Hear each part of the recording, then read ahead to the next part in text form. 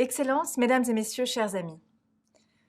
Dans la pandémie, nous avons plus que jamais mesuré la pertinence de la coopération internationale, la raison d'être des Nations Unies, une coopération internationale fondée sur les droits humains et sur la solidarité entre les nations, entre les peuples.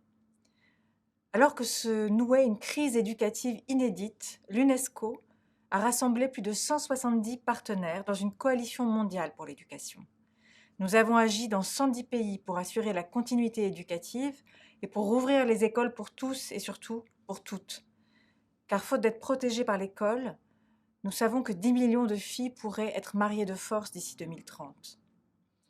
Dans le même temps, jamais non plus l'importance du partage des connaissances n'est apparue aussi clairement.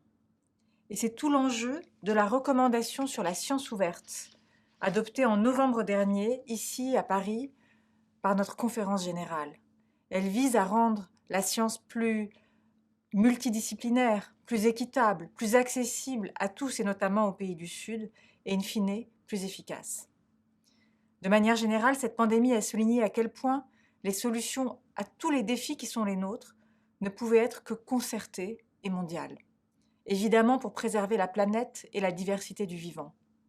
C'est un défi immense auquel l'UNESCO fait face avec vous et mobilise l'ensemble, non seulement des États, mais aussi de ses dispositifs, pour mieux intégrer l'éducation à l'environnement dans les programmes scolaires, pour protéger aussi des territoires comme les réserves de biosphère ou le patrimoine mondial naturel, ou bien encore pour accompagner le progrès technologique, et c'était tout l'enjeu de la recommandation adoptée ici aussi en novembre dernier sur l'éthique de l'intelligence artificielle, pour donner un premier cadre normatif mondial pour que cette technologie se développe au service de l'humain, au service de nos valeurs.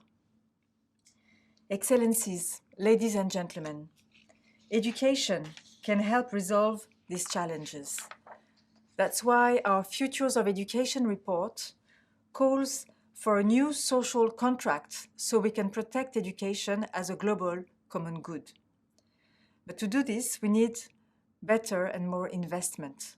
With the Paris Declaration, our member states reaffirmed their commitment to devoting at least 4% of GDP or 15% of public expenditure to education.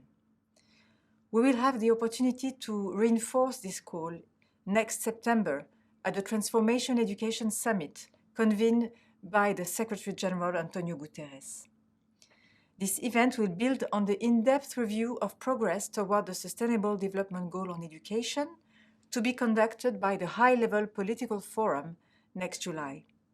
As such, it is an opportunity to look at past actions and chart a course for the future. To move forward on this path, we also need more efficient international cooperation. Therefore, UNESCO is honored to lead a new global cooperation mechanism for education. We launched it just last year to better align strategic priorities and international financing. Ladies and gentlemen, Excellencies, UNESCO, since its creation, has worked to build more peaceful and more inclusive societies. We are determined to continue collaborating side by side with member states, sister agencies, of course, and partners towards this shared goal. I thank you very much.